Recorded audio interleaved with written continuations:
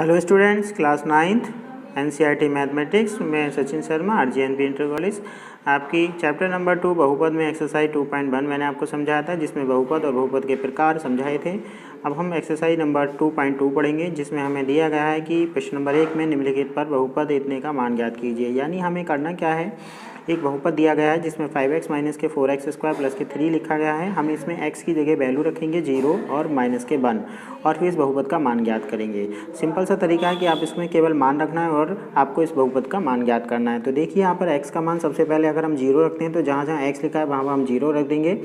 और यहाँ पर दिया गया है p4 होता है पॉलिनोमियल। p4 होता है पॉलिनोमियल। पॉलिनोमियल्स का वर्ड p से स्टार्ट होता है, जिसको हम इंग्लिश में हिंदी में बहुपद कहते हैं, इसलिए यहाँ पर हमें इसे p दिखाया गया है।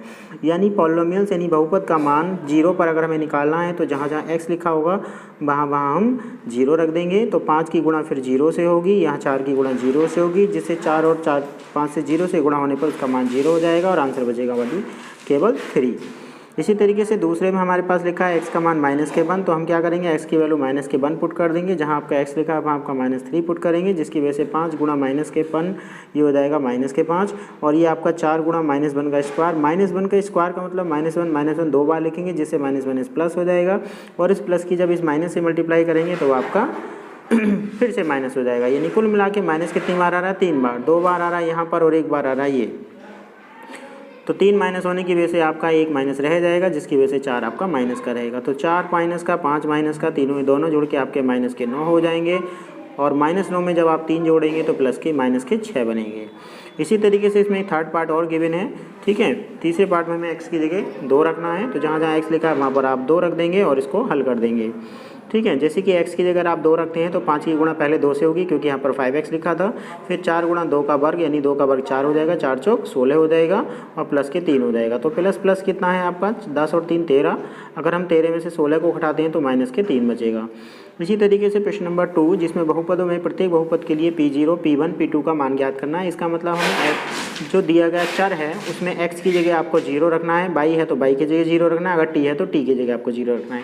इसी तरीके से दूसरे बहुपद में आपको p की जगह चर की जगह 1 रखना है, इसमें चर की जगह आपको 2 रखना है, ठीक है। तो इस तरीके से आप तीनों का अलग अलग मान निकाल सकते हैं। जैसे कि सबसे पहले py में आप 0 का मान निकालेंगे तो y की जगह 0 रख देंगे, जितने भी y वाले पद हैं वो 0 हो जाएंगे, ठीक है। ये भी 0 हो जाएगा, ये भी 0 हो जाएगा, आंसर आएगा केवल 1।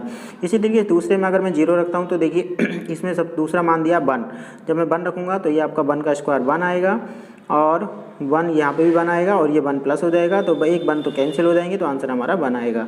फिर हम 2 रखेंगे तो 2 का स्क्वायर करेंगे तो 4 हो जाएगा। यहाँ पे आपका 2 है, 4 में से 2 माइनस करेंगे 2 बचेगा, 2 और 1 कितना हो जाएगा 3। इस तरीके से हम इन बहुपद को हल कर सकते हैं, बहुत ही आसान तरीका है। इसी तरीके से आप दूसरे के सेकंड और थर्ड पार्ट, फोर्थ पार्ट को भी सॉल्व कर सकते हैं। प्रश्न नंबर 3 में कहा है सत्यापित कीजिए दिखाए गए मान निम्नलिखित स्थितियों में बहुपद संगत बहुपद के शून्य के। अब एक शब्द यहाँ पर आया शून्य। शून्य क्या होता है? शून्य किसी भी बहुपद के चर का वह मान होता है जिस पर बहुपद का मान शून्य हो जाता है, ठीक है।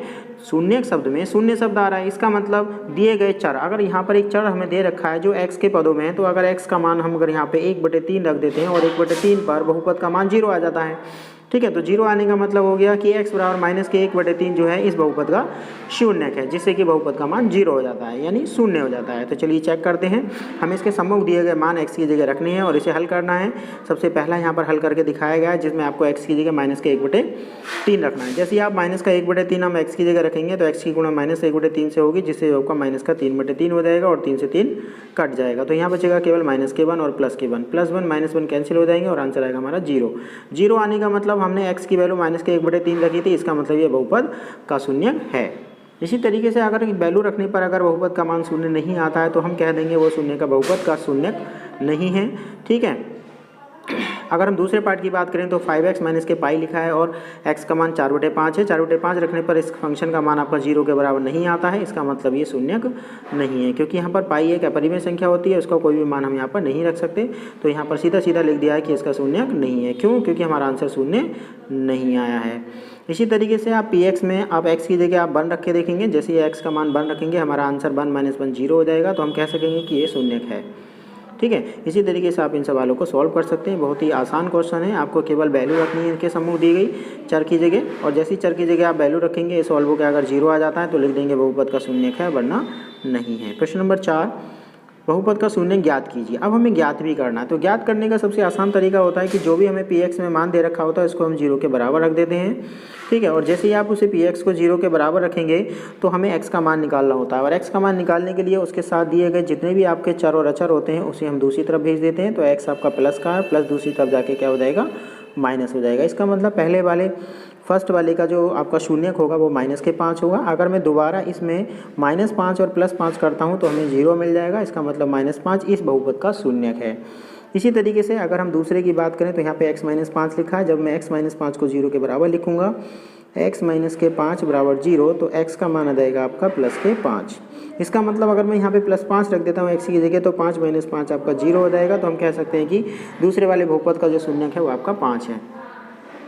इसी तरीके से अगर मैं तीसरे वाले की बात करूं तो तीसरे में लिखा है आपका 2x + के 5।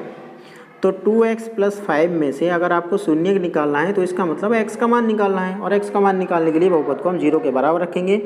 सबसे पहले जो हमारा x वाले टर्म होते हैं उसको छोड़कर बाकी टर्म्स को दूसरी तरफ ले जाते हैं, फिर जो x के मल्टीप्लाई में होता है उसको हम डिवाइड में ले जाते हैं। तो ये आ जाएगा -5/2।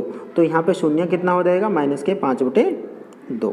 इसी तरीके से आप बाकी पार्ट्स भी इसके सॉल्व कर सकते हैं जो यहाँ पर दिए गए हैं। तो ये थी एक्सरसाइज आपके 2.2 बहुपद की।